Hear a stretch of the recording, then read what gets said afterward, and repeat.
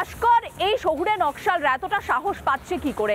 তাদেরকে কারা ব্যাক করছে? কিছু রাজনৈতিক দল আছে নিজেদের স্বার্থে ব্যাক করছে। এই যে তারা চালিয়ে যাচ্ছে কার্যকলাপ এই যাদবপুরের ভেতরে, তার টাকাটাই বা তারা পাচ্ছে কোথা থেকে? তাহলে সেই টাকা কোথাও না কোথাও কি জঙ্গি যোগে এই শহুরে নকশালদের কাছে এসে পৌঁছচ্ছে? এইগুলো তো এখন সব থেকে বড় প্রশ্ন, দেশের নিরাপত্তার প্রশ্ন চলে আসছে ভাস্কর।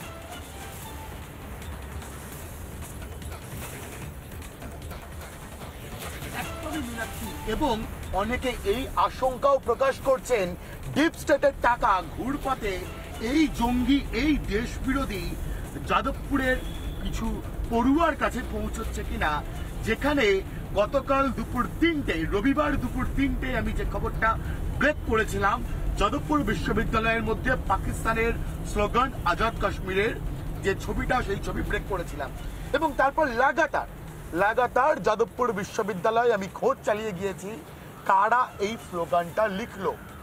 এবং মিনাকে এটাও বলে রাখি, এই কাপুরুষরা যারা ভারতের মাটিতে থেকে তোমার আমার ভারতীয়দের ট্যাক্সের টাকায় খেয়ে পড়ে ভারতের পাসপোর্ট ব্যবহার করে ভারতের বিরুদ্ধে কথা বলে, পাকিস্তানের প্রতি প্রীতি প্রেম দেখায়, তারা আদতে কাপুরুষ।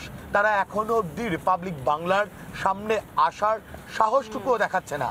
দেখো 20 ঘন্টার বেশি সময় পেরিয়ে গিয়েছে, যাদবপুর বিশ্ববিদ্যালয় কর্তৃপক্ষ তারাও মুখে কুলু পেটে রয়েছেন। আর মানুষ কিন্তু এই সন্দেহ করছেন যে এটা কি আদতে ডিপ স্টেটের টাকা। এই মুহূর্তে আমি আবারও বিশ্ববিদ্যালয় কর্তৃপক্ষ চুপ এবং প্রশাসনও চুপ। বারবার একটা কথা এই মুহূর্তে মনে পড়ছে, শুধুমাত্র যে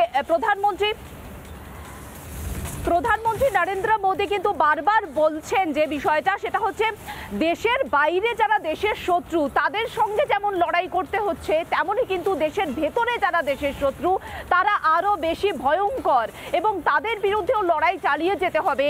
এই শহুরে নকশালদের বিরুদ্ধে লড়াই চালিয়ে যেতে হবে। কারণ কারণ কারণ কারণ বারবার যেটা বলছি সেটা হচ্ছে বিভিন্ন রাজনৈতিক দল যারা এই দেশের মানুষকে ভুল বোঝাচ্ছে, সেই সমস্ত রাজনৈতিক দল নিজেদের স্বার্থে এই শহুরে নকশালদের ব্যবহার করছে।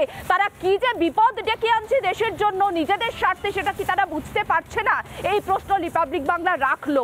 আপাতত ধন্যবাদ ভাস্কর তোমাকে এবং পিঙ্কি আমাদের প্রতিনিধি ছিলেন আমার সঙ্গে এই মুহূর্তে।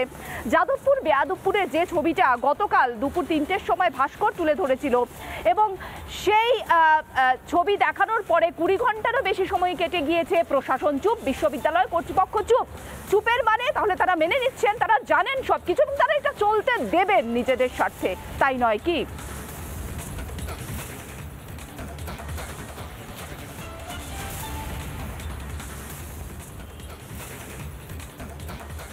নানা ধরনের কন্টেন্ট দেখার জন্য লাইক করুন, শেয়ার করুন আমাদের ফেসবুক পেজ, সাবস্ক্রাইব করুন আমাদের ইউটিউব চ্যানেল।